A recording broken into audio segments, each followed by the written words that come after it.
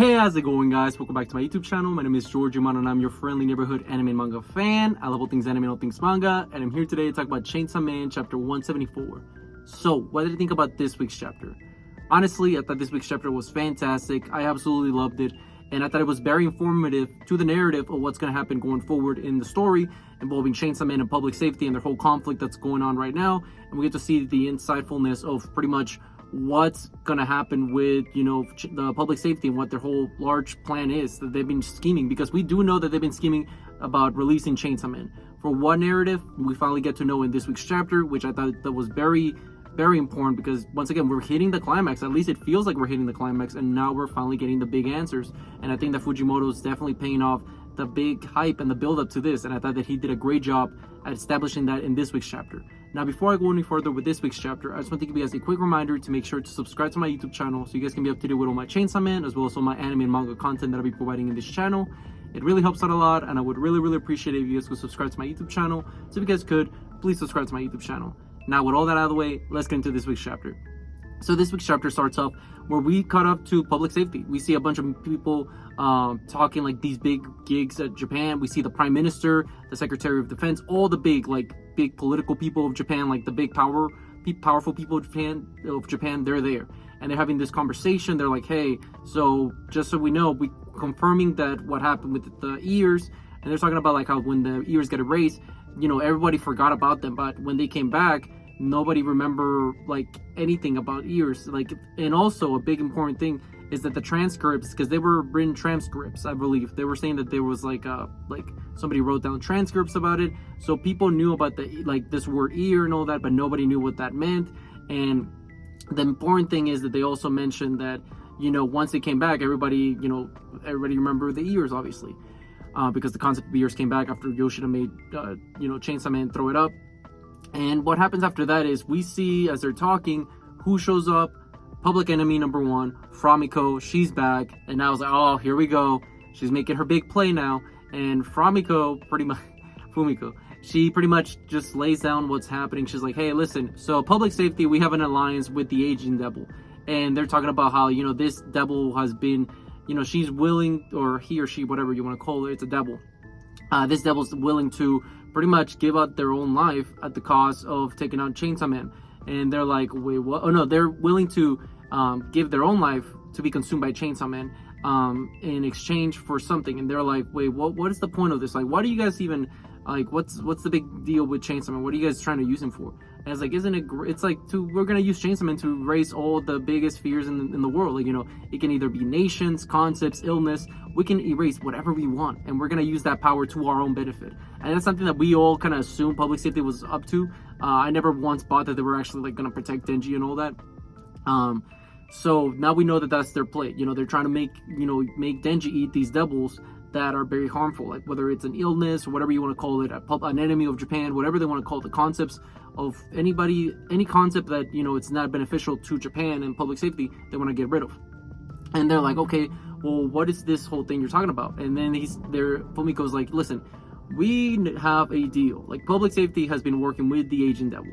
Now we have a deal where he's this devil's fine about being consumed by Chainsaw Man.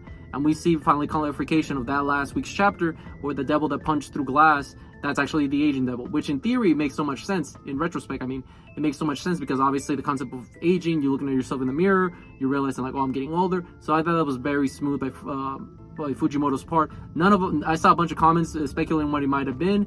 Nobody got it right. So once again, it showcases Fujimoto being a great writer, and to keeping its audience on his toes. And all of us, all the collective Chainsaw Man fandom, I saw a bunch of people theorizing, whether it was in Reddit or in my own comment section, and nobody got it right, at least from what I noticed.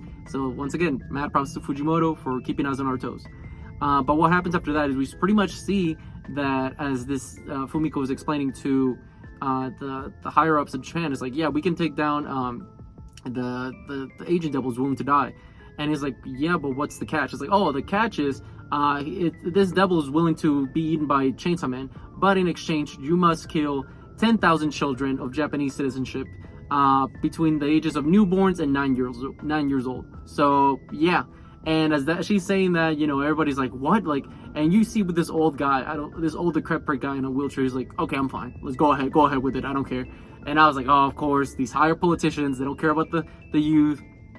And I was like, and I was like, man, this guy sucks, bro. Like, screw him. And he's just going on about like, yeah, they're disposable lambs. Like, how about we just sacrifice all these people that were these orphans that were, orphaned because Chainsaw Man devil attacks, similar to like an Asa situation. So I'm assuming that they would have been like, orphanages like that, like where Asa used to be at after her mom died, people just like herself. And what happens after that is pretty much this one guy starts hesitating. He's like, I don't know, we can do that, bro. Like, that's terrible. And then he's like, come on, do it. Do the orders. And he's like, and eventually he bends the knee to the guy, obviously, because he's higher up. And, the concept of aging, I'm curious now, because once they bring up that, like, what if Denji eats, or Pochita, should I say, eats the aging devil? Like, does that mean, like, yeah, you don't age, but you can still die? Because, like, somebody can just stab you or something. So I'm wondering if this is, like a little band-aid on the whole issue. Because I know that Yoshida's trying to get, at least earlier in the series, he mentions, like, can you eat the death devil? Do you think that's possible? So I'm assuming that they want to get the aging devil first and then the death devil. That way, you never age and, you don't die. So you're in limbo, pretty much. But that's my speculation. And how the chapter continues is pretty much the guy gets the okay to Fumiko, and he's like, okay, do whatever you want, man. It's up to you. Give the missions to your higher ups. We're down. We're gonna get those 10,000 kids, and go ahead. And Fumiko's like, yes, sir. Like, she's just so happy about it. I was like, man, this lady sucks, bro. I was like, man, like, every time I think about like, oh, first it was the pets, now it's just like, yeah, kids, who cares? Like, listen. I was just like, I'm not the biggest fan of kids, but even I would not go like to this extent, bro. Like, come on now.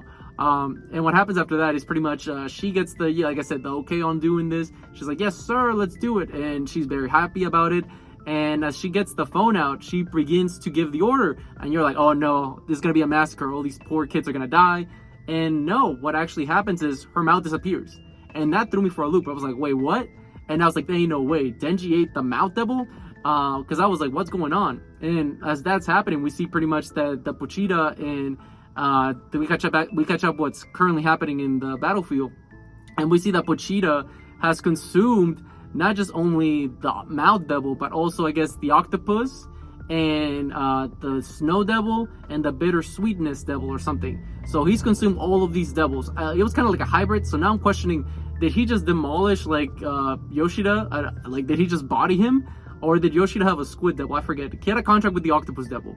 Was it an octopus or squid? Somebody can remind me in the comment section. But I'm sure that, Chainsaw Man just demolished Yoshida. Yoshida probably did. He probably used all the contracts that he had, and all of them got bodied. So I'm wondering now, like, okay, so now what's the play, guys? Like, you lost the concept of, like, a mouth. So I'm wondering, can you speak? Because I know that earlier in the chapter, what's her name? Fumiko did mention that, when the Chainsaw Man ate the ear devil, people steer the concept of hearing wasn't gone. Like, it's just the ears were gone. So now I'm wondering, like, okay, so if they eat the mouth devil, can they still communicate, or do you need a mouth to communicate? Because now I'm just like, whoa, it might be like a false, like a sort of like a red herring, where you might think like, oh, now she won't be able to make the news. Maybe she won't be able to talk. I personally think she won't be able to talk, because I think that, you might be able to hear without ears, but you can't speak without a mouth, if that makes any sense. I know it's kind of like, wait, what? That's my own logic, I guess. But yeah, so now I'm like, okay, Yosh, who's gonna make him spit these devils out? Because I'm like, whoa, now you can't even talk, bro. Like, whoa, we're gonna have a silent manga for a couple of chapters. What's gonna go down? You can never tell with Fujimoto, and it's always a blast. I absolutely love this chapter, and I can't wait to see what happens now, because, like I said, Denji and Pochita, they seem to be annihilating everybody that comes in their way. So I'm wondering who's gonna put a stop to them, and if they're actually gonna be able to consume the aging devil, because that's something that's very important, that I'm sure it's gonna affect the future of the story going forward. Now, with all that being said, what did you guys think about this week's chapter? Did you guys love it? Did you guys hate it? Did you guys thought it was alright? Whatever you guys thought, let me know in the comment section down below. Also, thank you so much for sticking all the way to the end of the video. I really appreciate it. And don't forget to like, comment, and subscribe to my YouTube channel for more Chainsaw Man, as well as more anime and manga content in the near future. But yeah, with all that being said, I hope you guys have a great rest of your day. Bye-bye.